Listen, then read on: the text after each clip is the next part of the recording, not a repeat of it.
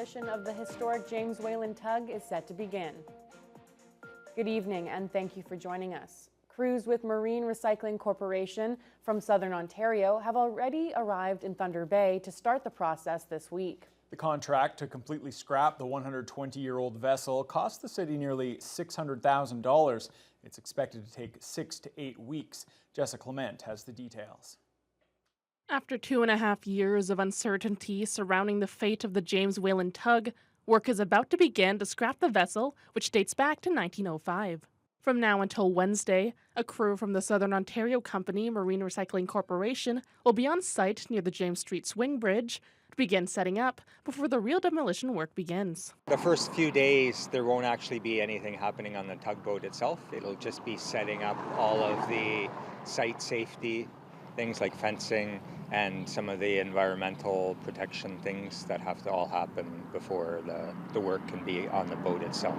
Supervisor of Parks and Open Spaces, Werner Schwar, says tearing apart the old ship is expected to take up to 2 months to complete. City Council awarded the tender for the project last month, coming in at just under $580,000. Well, the contractor sent us the schedule, and it seems realistic from my perspective, right? So, but unforeseen things can always take place, right? Whether that be weather or other factors with just the nature of the work, right? Some things might take longer than expected. The decision not to salvage any portion of the historic vessel for a future display was made by City Council after plenty of debate. Schwartz says he understands it's a divisive issue. A lot of people have a sentimental value to the tug, so it will be sad to see it go in that respect. However, it has become a liability to the city and Parks and Open Spaces. So to finally have it recycled and not be a liability anymore is a bit of a relief as well. Jessica Clement, TBT News. A local teenager has been confirmed as the victim in a fatal crash on Highway 102 this weekend. It happened on Saturday just before midnight near the Strawberry Creek Bridge. OPP, along with Kaministiquia fire crews and Superior North EMS, responded to the collision between a transport and a pickup truck. The highway was closed for about 12 hours as the investigation was carried out. The driver of the pickup, a 17-year-old from Thunder Bay, was pronounced dead at the scene. The passenger in the pickup, also believed to be a teenager, was taken to the regional hospital with undisclosed injuries. Police haven't announced whether any charges are pending as the investigation continues. The Nuclear Waste Management Organization has announced 5 vendors who will help design and plan Canada's first deep geological repository. The $26 billion project has now entered the regulatory phase after Ignace and Wabigoon Lake Ojibwe Nation declared themselves willing to continue on in the process late last year. Brendan Miller has more. This is a very exciting milestone for the Nuclear Waste Management Organization. The NWMO chose the Revel Lake site near Ignace at the end of last year. The organization then began searching for vendors who will help plan the massive project, according to Media Relations Manager Craig McBride. He says while the plans are moving along nicely, they're nowhere near ready for shovels to hit the ground. We are now in the regulatory process that's run by the federal government, by the Impact Assessment Agency of Canada, as well as the Canadian Nuclear Safety Commission. It's a very rigorous process with cross-country consultations. And it's expected to take, it's a multi-year process. I think for scheduling purposes, we have it at about 7 years. The 5 companies chosen by NWMO for this phase are WSP Canada, Peter Kiewit Sons ULC, Hatch, Tyson Mining Construction of Canada, and Kinetrix Inc. They'll be working on facility infrastructure, design and engineering, mine design, mine construction planning, nuclear management advising, and nuclear systems and facilities design. McBride says there's no price tag yet on how much this work will cost. We're paying for their work and for their resources and for their staff for these companies. And it'll depend on how long the project takes, how many hours people are putting in. So it's not sort of a set number at this point, but it's about a 3-year contract into 2028 for them to sort of come up with this design and plan for the deep geological repository. The NWMO also still has an open call out for local supplementary vendors. The company has waived the online fee for bidders. Brendan Miller, TBT News. A sentencing hearing was held today at the city courthouse regarding a 2022 homicide in Thunder Bay. The victim was 28-year-old Sean Newsom of Ajax, Ontario. The man convicted in the case was also from the GTA. 29-year-old Isaac Talbot Hall was initially charged with second-degree murder, but pleaded guilty to the lesser charge of manslaughter earlier this year. According to the agreed statement of facts, Newsom had threatened to rape and kill 2 women in an apartment at Andrews Court. They both fled to another unit where Talbot Hall was staying. The court heard he then brought a knife to confront Newsom, and a fight ensued. The victim suffered 7 stab wounds and died in hospital. The Crown is asking for 10 years in jail, while the lawyer for Talbot Hall is seeking 5. The judge will announce her decision on May 28th. A new report is recommending that the province eventually ban for-profit healthcare staffing agencies. The call comes as data shows that Ontario hospitals spent more than $9 billion on staff from those agencies over the past decade. CTV's Allison Hurst brings us more. Ontario hospitals are under pressure, forced to spend billions to pay for private agencies, a new study finds. The Ontario government's funding and policy decisions are responsible for a province-wide hospital funding crisis that has triggered a serious workforce crisis. The study by the Canadian Centre for Policy Alternatives found that Ontario hospitals spent $9.2 billion on nurses and other staff from for-profit agencies between the 2013-14 year and 2022-23. The provincial government continues to encourage for-profit involvement that is destabilizing Ontario's health system. According to the study, during that decade, public hospital spending on staff increased by 6%, outpaced by spending on private agencies, which increased by 98%. Why does this government continue to sell out Ontarians to private companies that just gouge our healthcare system? The report was debated at question period.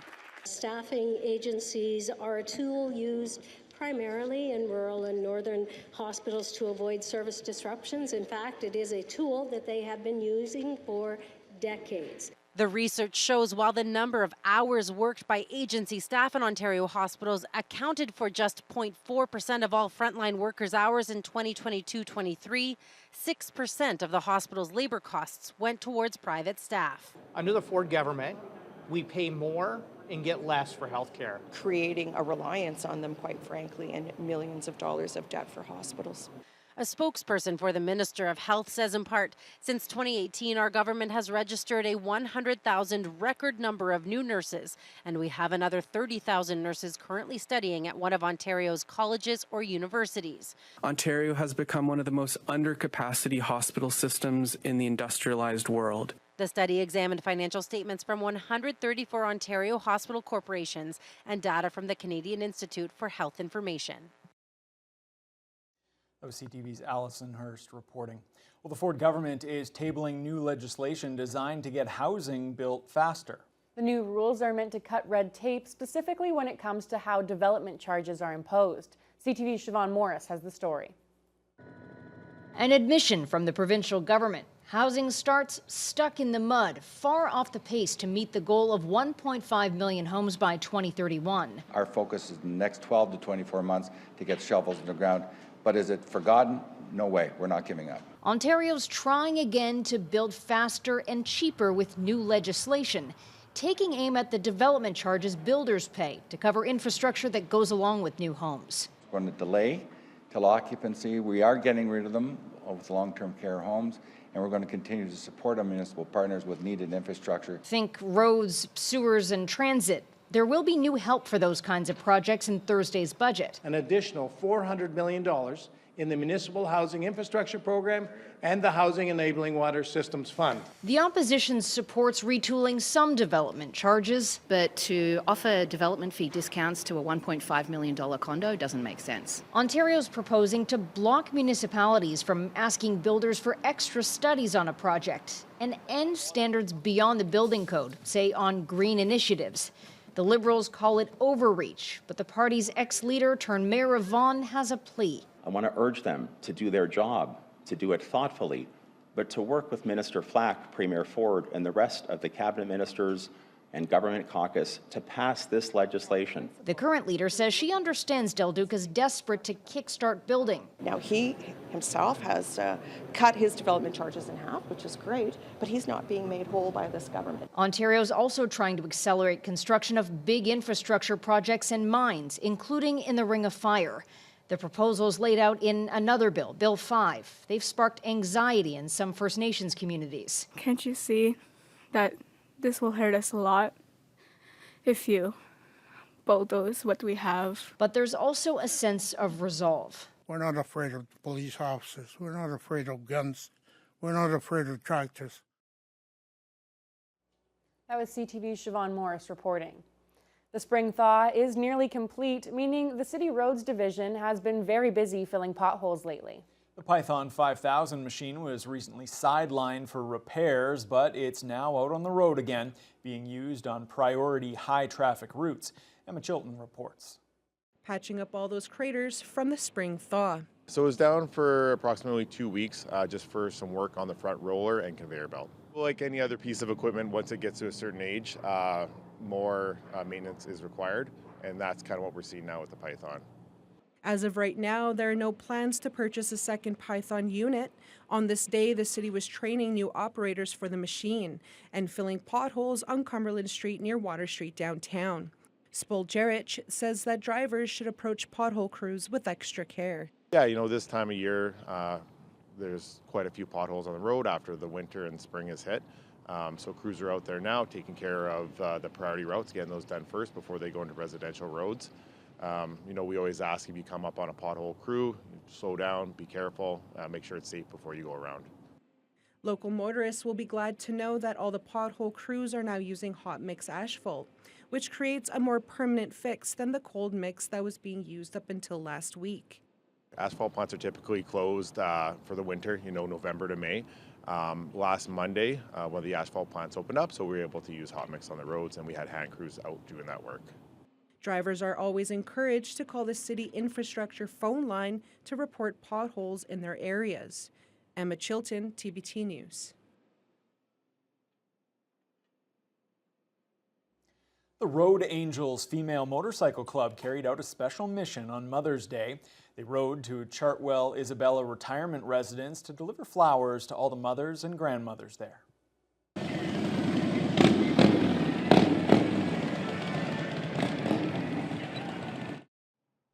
Along with the flowers, the Road Angels also gave the ladies at Chartwell a chance to rev the engines and experience the thrill of their motorcycles. The heartwarming event featured plenty of smiles and hugs. Road Angels founder Mandy Craig says the flowers were generously supplied by Switzer's Floral Design.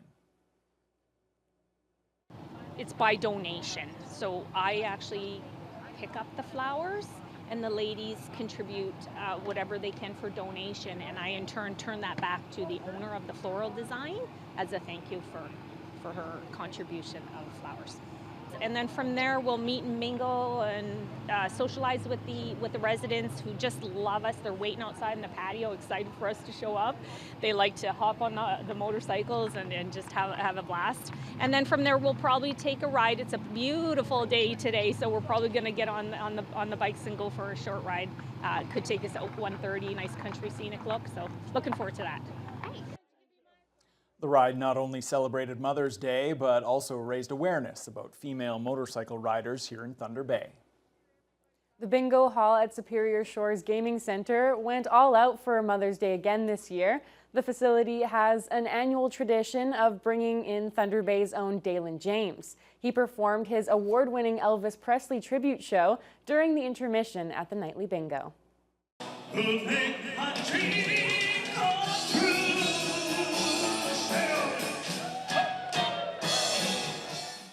James has a loyal following here in the city and has performed as Elvis around the world. Close to 200 people, mostly mothers celebrating their special day, came out for the chance to play a little bingo and be entertained by the next best thing to the king of rock and roll. Superior Shores charity coordinator Ashlyn Ransom says they've been offering this special Elvis Bingo night for the past few Mother's Days, and it's always one of their busiest events of the year.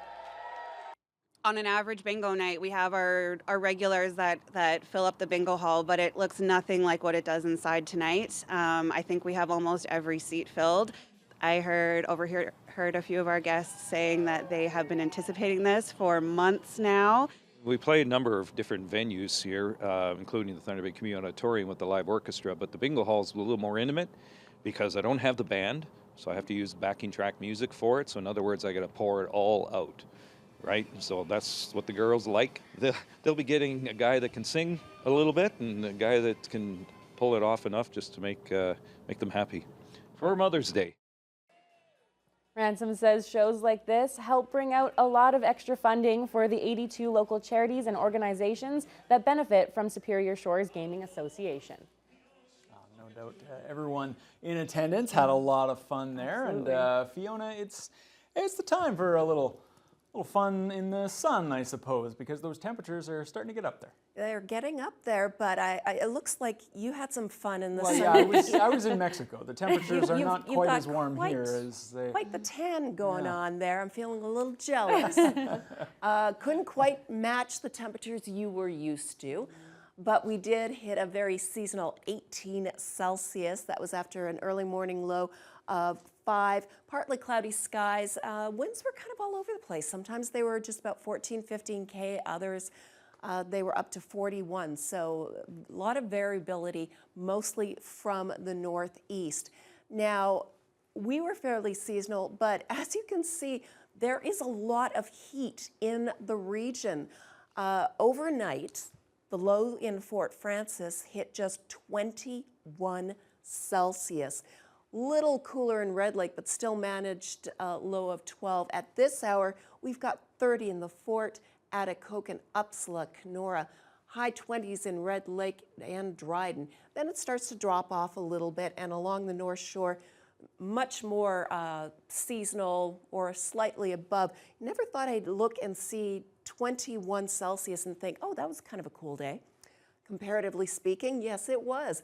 Lots of sunshine in much of the region. A weak system moving through a little bit further north brought a few extra clouds in Red Lake.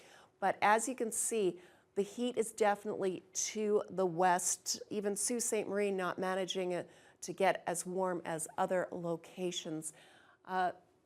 But we've got a heat warning continuing, not just today, but for tomorrow, and it's expected to continue possibly into Wednesday.